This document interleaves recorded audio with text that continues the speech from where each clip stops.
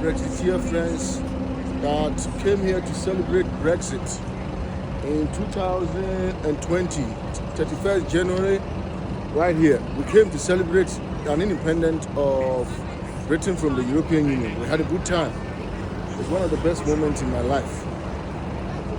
Until they brought the coronavirus and all this political backstabbing, it's becoming to look as if British Sunak can't do his job, which is very sad.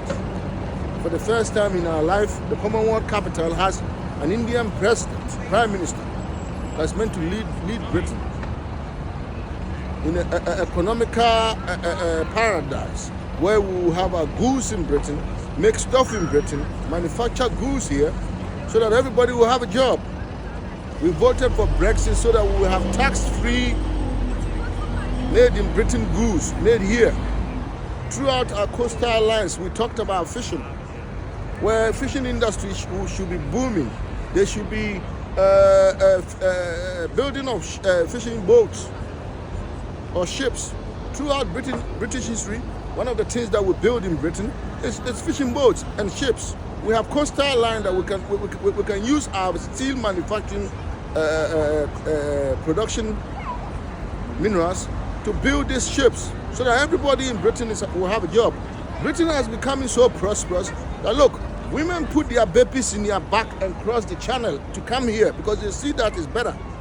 Women will put his baby and live all the way from the Middle East.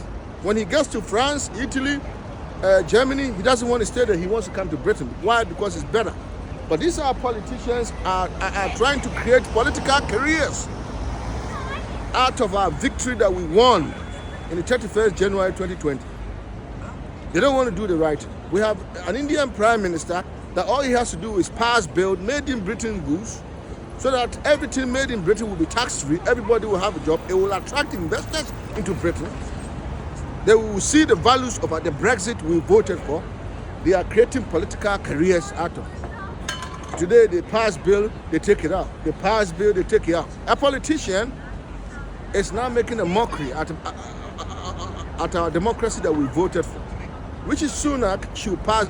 The first Indian president is now behaving as if we live in a British Idi Amin style where we have to vote an Indian out because he's full of buy and sell. He doesn't want to invest in the land. Just like Idi Amin time in Uganda, where Idi Amin told Indians, look, invest in the land, produce something in the land, manufacture something in the land, so that it will benefit the local Africans. It resulted in the stupidity of Idi Amin saying, oh, the Indians have to leave, which I never approved. My fathers never approved it. The founding fathers of Africa never hated Indians. All they wanted is, the land belongs to everybody. Manufacture goods there so that everybody will have a job. Britain, as the society, have come to the same crossroad where we have an Indian prime minister sitting in number 10. All we want is made in British goods so that investors will come and invest in Britain, manufacture their goods in Britain, get tax-free so that citizens will have a job. That's what we want from Chisholm.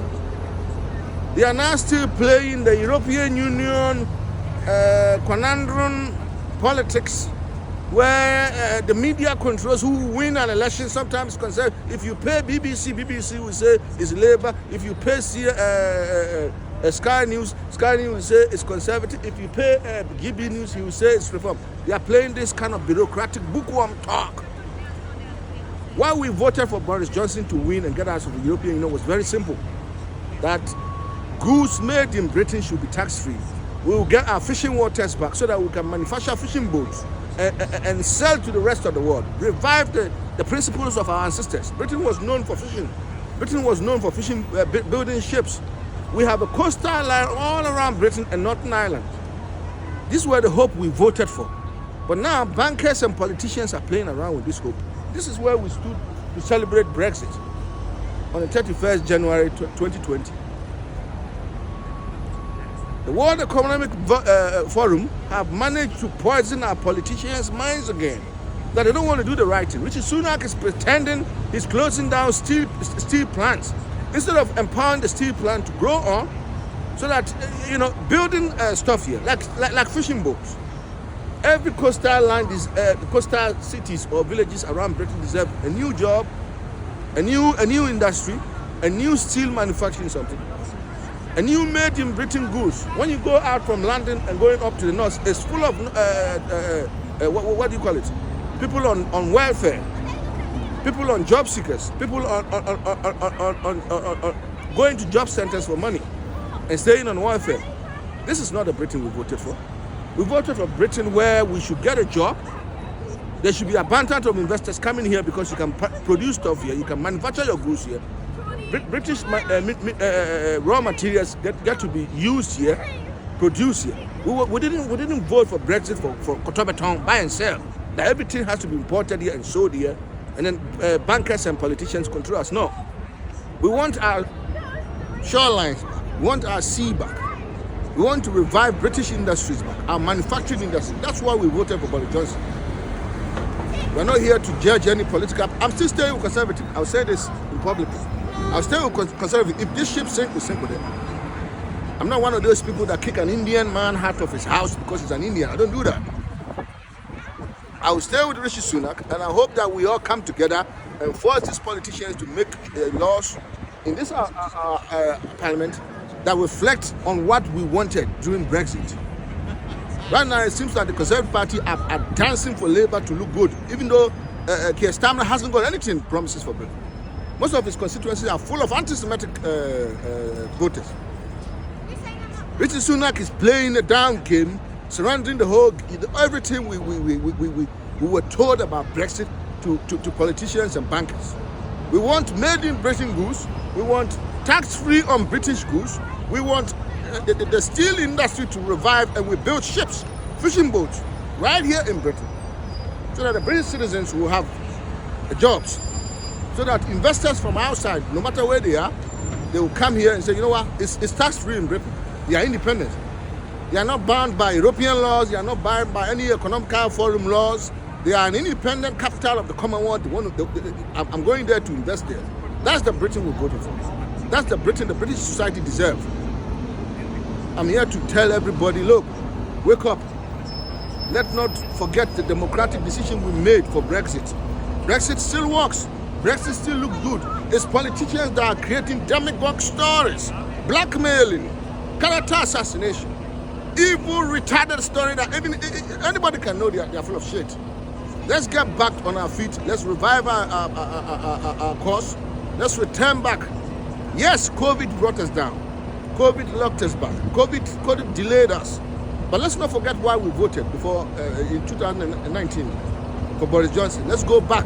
It's not about reform. It's not about Labour. It's not about Conservative. It's about the fact that all these political parties have to come together and tell us the truth. Why are we delaying the truth? We were promised investment in Britain, businesses here, not buy and sell. Every goods you go in shops and businesses here are all from foreign land, imported here, and then bankers and politicians control the prices. No, we want made in Britain goods. Look, we have a shoreline. I'll keep mentioning fishing line because we want our waters back was one of the points these politicians, including Nigel Farage, used during Brexit. We have shorelines that we can build beaches in the southern part of England. I've been there. Beaumont, all those we can build lovely holiday resorts there so that the people there will have a job. We can build fishing boats in all this our coastline so that the British society will have a ship assembling plants. We can do all these things, but politicians are dancing around the game. The World Economic Forum is using blackmailing, character assassination to destroy our cause for Brexit. Now, my own question I ask many people, I asked a pro-EU person right here. It's a simple question. I asked him, look, if Europe is so great, why will a mother put his baby in his back and join on a banana boat and cross the British Channel to come here? If Europe is so great. She couldn't answer me.